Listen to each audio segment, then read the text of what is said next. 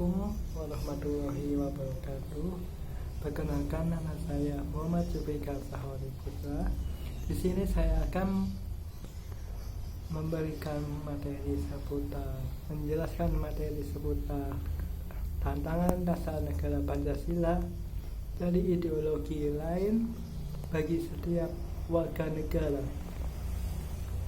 Pancasila sebagai dasar dan ideologi negara Indonesia merupakan seperangkat nilai yang menjadi pandangan hidup atau way of life bagi negara Indonesia.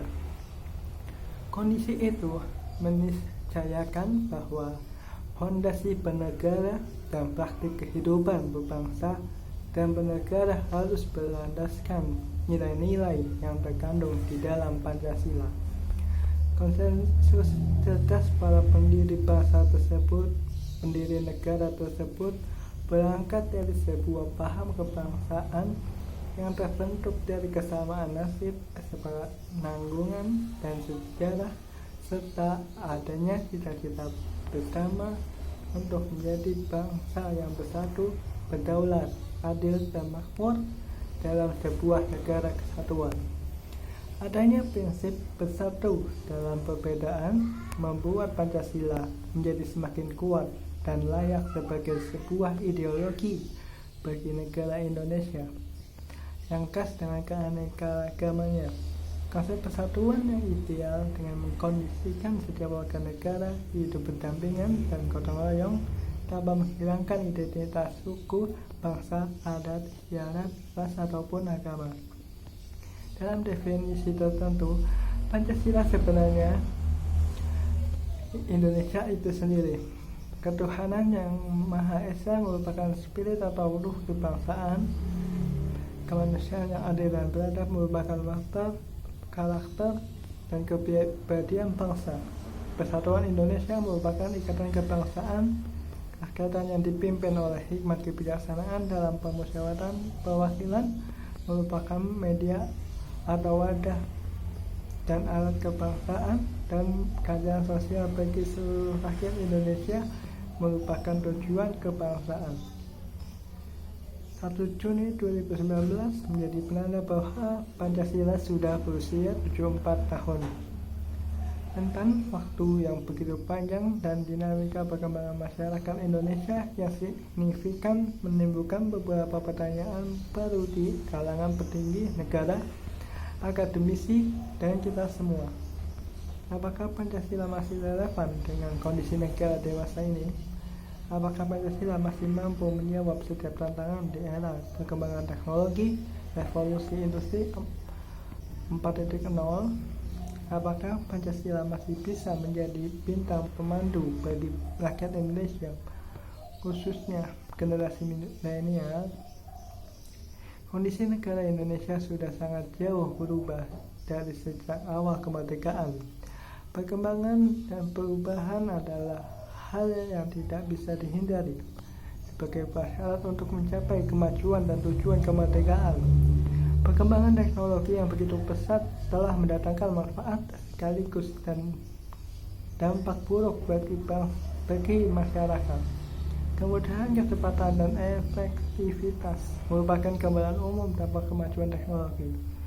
Kemajuan teknologi yang tidak dikendalikan dan dikontrol akan menghasilkan masalah baru yang dapat menghambat atau merusak suatu negara. Generasi milenial adalah generasi yang sangat familiar dengan teknologi, karena generasi ini lahir ke dunia di mana segala aspek fisik, manusia, dan tempat mempunyai ekuivalen digital. Di Indonesia, populasi generasi milenial mencapai 90 juta jiwa, yaitu menandakan kelompok milenial mempunyai pengaruh yang sangat besar terhadap perkembangan dan kemajuan Indonesia. Ditambah dengan jumlah aktivitas warga negara di dunia maya didominasi oleh anak muda milenial.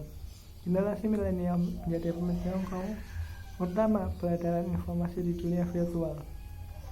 Pada waktu yang sama, ancaman bangsa terus berkembang di setiap bidang ideologi, ancaman ekstremisme, paham radikal, bidang politik permasalahan pemilu, pejabat negara yang terjerat korupsi, bidang ekonomi, kesenjangan yang masih tinggi, bidang sosial budaya, pengangguran, kekerasan dalam rumah tangga, bidang pertanahan dan keamanan, terorisme, konflik sara, illegal fishing, revolusi industri 4.0 juga membawa disruption dan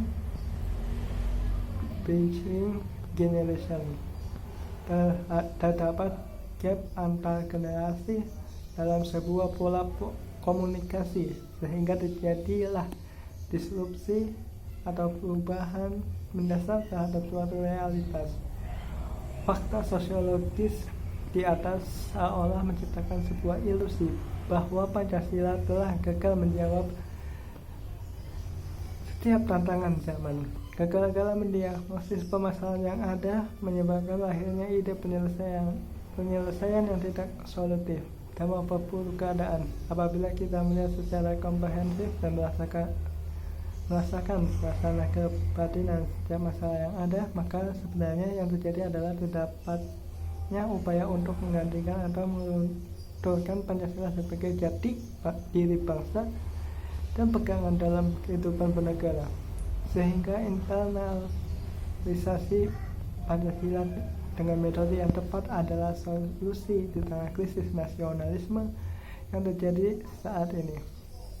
Pancasila sebagai dasar negara, dasar falsafah negara Indonesia merupakan sebuah sistem nilai kebaikan universal yang bisa diterapkan dalam konteks apapun, baik pada masa hari ini, besok, dan masa yang akan datang. Itu artinya Pancasila dengan basis filosofinya yang mendalam sebenarnya mampu untuk menjawab setiap problematika yang ada. Terdapat dua syarat agar masyarakat dapat beroperasi secara optimal dalam masyarakat. Pertama, Pancasila harus terpahami dan terinternalisasi pada setiap individu. Kedua, mampu menggunakan Pancasila sebagai alat penyelesaian masalah. Pancasila sebagai nilai universal masih sangat relevan dengan generasi hari ini. Pancasila hanya perlu terinternalisasi dengan baik ke setiap generasi yang ada, khususnya generasi milenial yang akan menjadi salah satu tokoh pergerakan kemajuan negara yang kita cintai ini. Nilai-nilai ketuhanan. Indonesia adalah negara religius yang menjadikan nilai-nilai religiusitas sebagai sumber etika dan spiritualitas dalam bersikap, tidak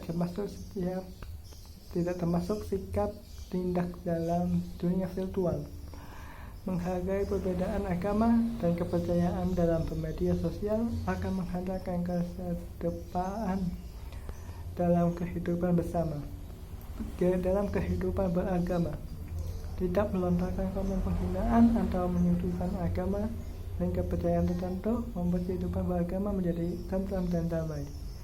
Nilai-nilai kemanusiaan, memahami dan menghargai hak dan kewajiban setiap orang dalam berselancar di dunia maya adalah salah satu ciri netizen yang humanis. Tidak menyebabkan konten bohong dan provokasi karena hal tersebut merupakan tindakan yang tidak beradab. Nilai-nilai persatuan, forum-forum dunia maya juga dapat dijadikan media untuk memperkuat semangat nasionalisme, memprioritaskan persatuan dan kesatuan bangsa di atas kepentingan golongan atau pribadi saat diskusi di forum-forum dunia maya, selalu menjunjung tinggi Bhinneka Tunggal Ika dalam setiap perbedaan di dalam forum online. Nilai-nilai masyarakat dalam hikmat kebijaksanaan, berlaku santun terhadap setiap pandangan politik setiap orang dalam dunia maya, ikut serta menjalankan setiap keputusan yang dihasilkan melalui diskusi online, menyelesaikan setiap perdebatan di grup online dengan mengedepankan musyawarah. Nilai-nilai keadilan sosial, setiap orang mempunyai hak dan kewajiban yang sama untuk mengakses informasi dan berkumpul dalam kelompok-kelompok dunia maya dengan tetap menghargai hak asasi manusia setiap orang. Oleh karena itu, Di tengah krisis nasionalisme yang sedang melanda negeri ini, Pancasila adalah cahaya penonton untuk mengenal kembali jati diri bangsa dan perekat untuk mempersatukan perbedaan. Semoga Tuhan Yang Maha Esa merahmati dan mencerahkan hati dan pikiran kita semua. Sekian materi yang bisa saya sampaikan pada kesempatan kali ini. Apabila saya ada salah kata, saya mohon maaf. Saya akhiri. Assalamualaikum warahmatullahi wabarakatuh.